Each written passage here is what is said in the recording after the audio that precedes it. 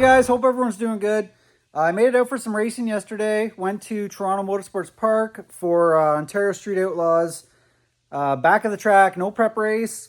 So it was back of the track. They have a spot, they typically do it there. And like I've said in other videos, is I usually spend the whole week before, just a little bit of time each day, kind of looking over passes from that place or videos from that place.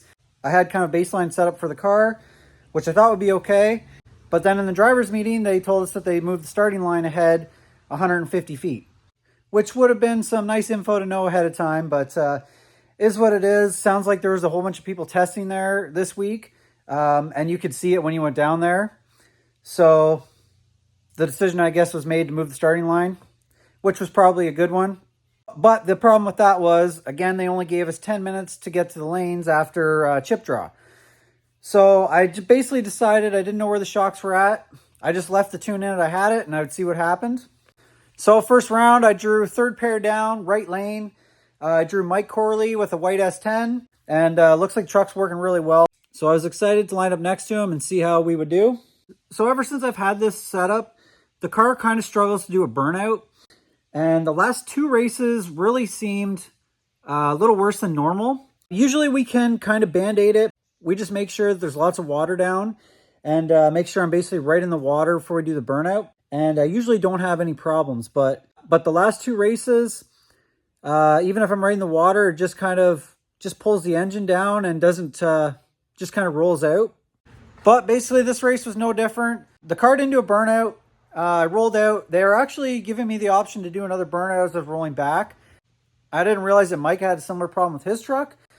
And when I first backed up, he was kind of up near the starting line. So I just said, no, I wasn't going to do one. The car didn't really feel right. And I didn't want to mess up with what he had going on and waste his time. So we both ended up kind of at the line and we just went for it.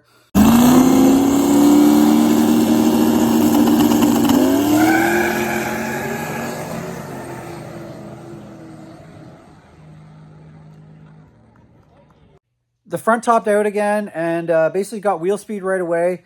It kind of actually started to recover, but then it just felt dead to me in the car. And then it kind of popped, just started feeling even worse and kind of had like a loud droning noise going on. So I just got out of it. I knew something was wrong. So got back, checked it out. I didn't see anything obvious right away. I opted not to buy back in because I didn't want to waste the money. I knew something was wrong with it.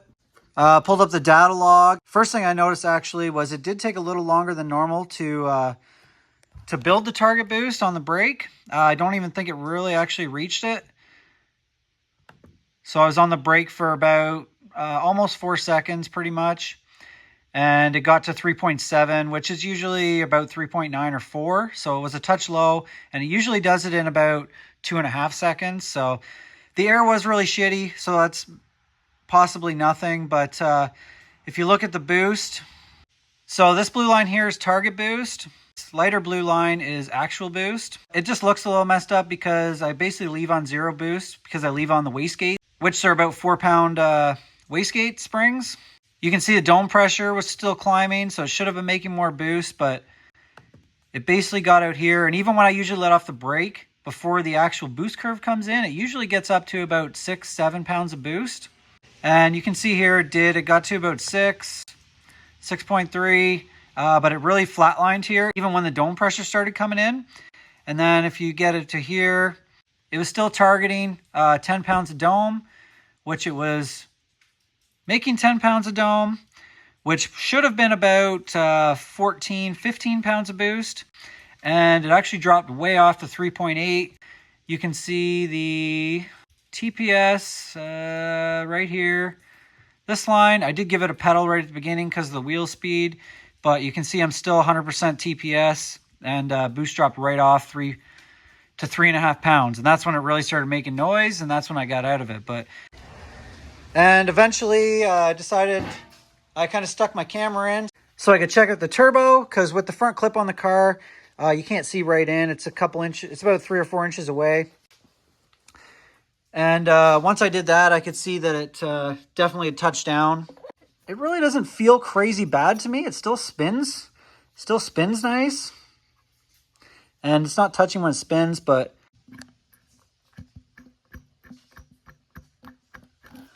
definitely has a fair bit of play in it. So basically at that point, I pulled the charge pipe off and drove it in the trailer, basically. The engine really seems fine. It sounds okay. The oil pressure is good. But my plan today is I'm going to pull the plugs out. I'm going to compression check it. I'm going to do a leak down test on it. And I'm going to probably cut the engine oil filter open just to make sure it hasn't sent a lot of debris through the engine. Hopefully nothing there is messed up. I'm going to obviously take the turbo off. I do want to look at the exhaust side, just take a look at that. And from there, make a game plan on what we're going to do. So unfortunately, didn't get a ton of data. I probably got about 100, maybe 200 feet worth of data. It does look like the front shocks still need to be tightened up a little bit to me. I'm going to look that stuff over. I've literally watched the video twice, but it does look like it pops up pretty quick. So I got to tighten those up a little more next time we go out. But at this point, I'm going to get to work, check this stuff out.